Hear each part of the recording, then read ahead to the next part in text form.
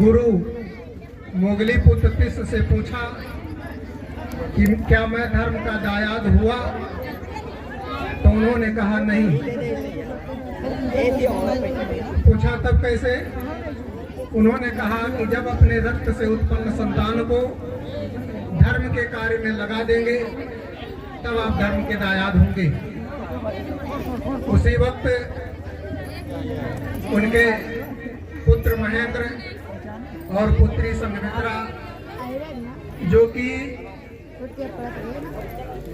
मध्य प्रदेश में जहाँ सांची स्थान है, बगल में विदिशा है, वहाँ की ओर रहने वाली देवी के पुत्र और पुत्री थे। सम्राट अशोक जब उज्जैन के उपराजा हुआ करते थे, उस समय वहाँ ने एक वैश्य कन्या से शादी की थी। उसके वह पुत्र और पुत्री थे। दोनों तुरंत धर्म में दीक्षित हुए, श्रामणेर और श्रामणेरी बने और उन्होंने धर्म के कार्य को आगे बढ़ाया। उन्हीं महामहेंद्र के द्वारा सर्वप्रथम ये धर्म लंका पहुंचा। लाइव वीडियो भर के ना है। दूसरे महापुरुष ज्योतिबा फूले, जिन्होंने बाबा साहब के जन्म से पहले इस दबे पिछड़े समाज में शिक्षा का अलख जगाने का कार्य किया।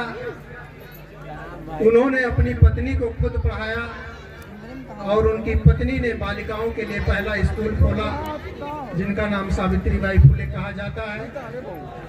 अभी इन फूले के जीवन चरित्र पर एक फिल्म आने वाली है, रिलीज होने वाली है, जिसका देश में बहुत जोर शोर से विरोध हो रहा है।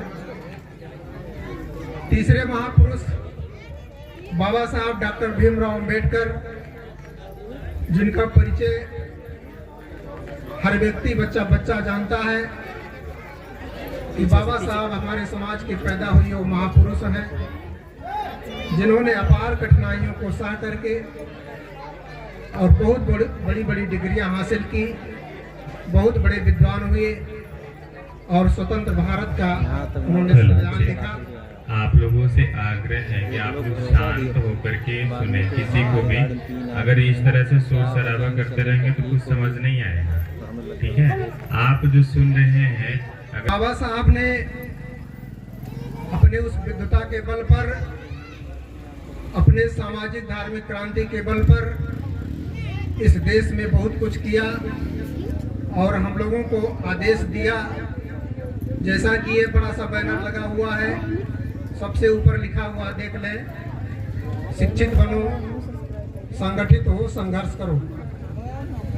ये बाबा साहब ये शब्द एक साथ नहीं कहा दिए थे, जैसा भी हमने कहा दिया। समय समय पर जब उन्होंने देखा कि हमारे समाज को किस चीज़ की ज़रूरत है, जब उन्होंने देखा कि हमारे समाज में अशिक्षा है, अज्ञानता है, ये कुछ नहीं जानते, तब उन्होंने दिया कि शिक्षा बहुत ही ज़रूरी है, समाज को शिक्षित होना ज़रूरी है। इस नाते उन्होंने शिक्षित हो का संदेश दिया और ये भी कहा कि शिक्षा वो शेरनी का दूध है जो जितना पिएगा उतना दहाड़ेगा, जितना पिएगा उतना दहाड़ेगा। 10 पास है तो उस स्तर की बात करेगा, MA PhD LLB है तो उस स्तर का बात करेगा। तो जितना वो बौद्धिक स्तर अपना बढ़ाएगा, उसी स्तर से वो समाज में सम्मान पाएगा। लेकिन बाबा साहब ने जब देखा कि केवल शिक्षा से नहीं काम चलेगा, वो अकेले भारत देश में इस समाज के प्रथम व्यक्ति थे, तब उन्होंने संगठित होने का भी नारा दिया कि हमको संगठन की भी जरूरत है। उसके बाद जब संघर्ष की आवश्यकता हुई, उन्होंने कहा कि भाई किसी भी अधिकार के लिए, अपना हक पाने के लिए घर बैठने से नहीं मिलेगा, उसके लिए खुद सड़क पर आकर के अपना हक मांगना पड़ेगा।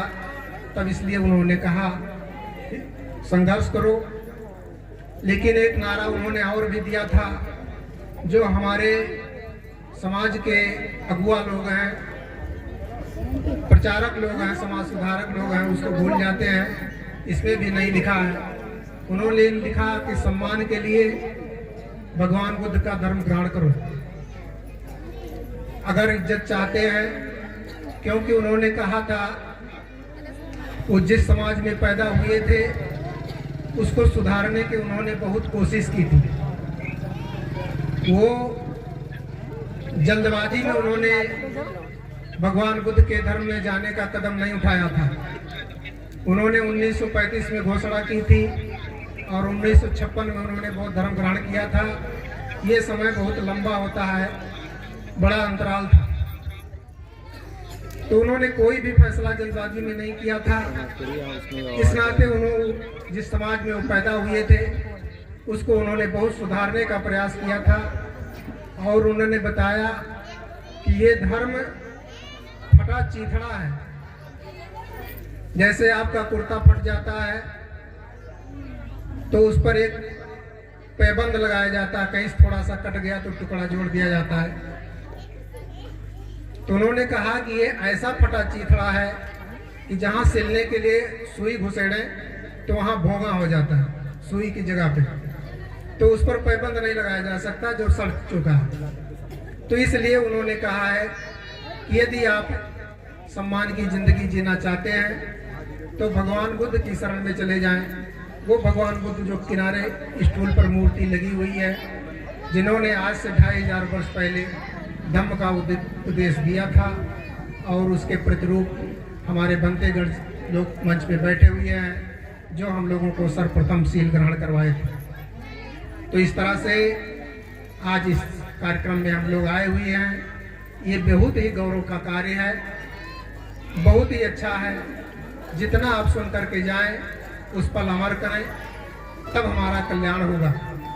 हमारे बहुत से लोग अपने नाम के साथ बौद्ध लगाते हैं, लेकिन जब कहीं दरखास्त देना होता है डीएम के यहाँ, एसपी के यहाँ, तब वहाँ बौद्ध नहीं लिखते। बच्चों का स्कूल में नाम लिखाना होता है तब वहाँ बौद्ध नहीं बनते। तो इस नाते हमारी संख्या सरकार को दिखाई नहीं देती। मौखिक रूप से काम करने से, बौद्ध बनने से हमारा न हमारे समाज का कल्याण नहीं होगा। इसलिए बाबा साहब को सही तरीके पर उनकी जयंती मनाना चाहते हैं, अपना कुछ भला चाहते हैं, तो सही माने में उनकी बात का पालन भी किया जाए।